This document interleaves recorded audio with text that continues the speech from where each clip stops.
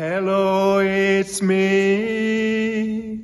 Good morning, good afternoon, good evening. And again, I just thought that what I'm going to talk about, I might as well be close to the statue of the Holy Family, and because I'm just thinking about marriage today. And part of it is because of the readings. This week, the first reading has been from the book of Tobit.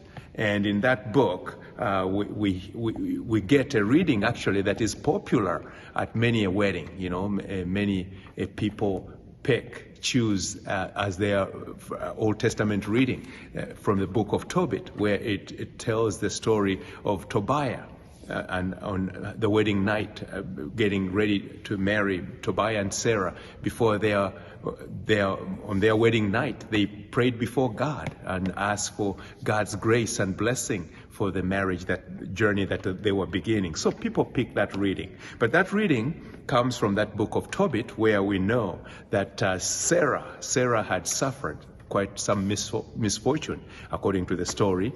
She had married 7 times, and all her husbands had died before they would consummate the marriage. So no wonder Tobiah, the son of Tobit, would have thought that, yes, before their wedding, they needed to pray. So many people, of course, those weddings are at church, you know, for mass or for a prayer service, a ceremony of blessing and prayer. And so it's fitting that many times they begin with our greatest prayer, the sacrifice of Mass, the liturgy of the Eucharist. But you know what? Considering family life, marriage, and we human beings, how we can distort such a beautiful sacrament, such a beautiful gift that God gives to a man and woman in marriage. Definitely, prayer is essential. The presence of God is essential. And of course, when you think of it again in the book of Tobit, the angel Raphael came to the rescue of Sarah, and of course also of Tobit, healing Tobit, but also destroying the demon that was responsible for the death of those husbands of Sarah. So God is always present to us. God who wills that marriage, the God who has already consecrated the couple in baptism, always is present to them and wills this relationship. But beyond that greatest of prayer, the Mass, I believe couples need to continue to find a way to relate to God, to continue to call on God in prayer. And you know, they say, or used to say, a family that prays together remains together. Of course, praying together means that there is a genuine, real connection to God in prayer, you know, not just a sense of, we go to Mass together.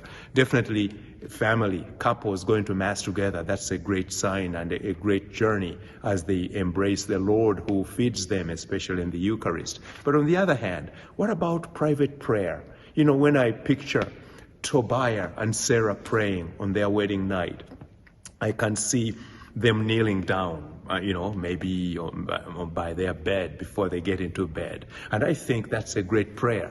But, I don't think you have to kneel before your bed or whatever. But I think a prayer, personal prayer, a couple praying together. You share so much, husband and wife. You are so connected. You are one. And I think that connection springs from God, and prayer, your prayer as a couple, genuine prayer, praying together, I think is another way to really to connect you even deeper. So I don't know how you do, husbands and wives out there, but I think maybe think of that prayer, the prayer beyond our most important prayer, the Mass. But think of you too. Do you pray together? In the morning, before going to bed? I think that will produce amazing things. It will do wonderful things for you if you can connect in even deeper in that unique way of prayer. So, brothers and sisters, love because you are loved. Amen.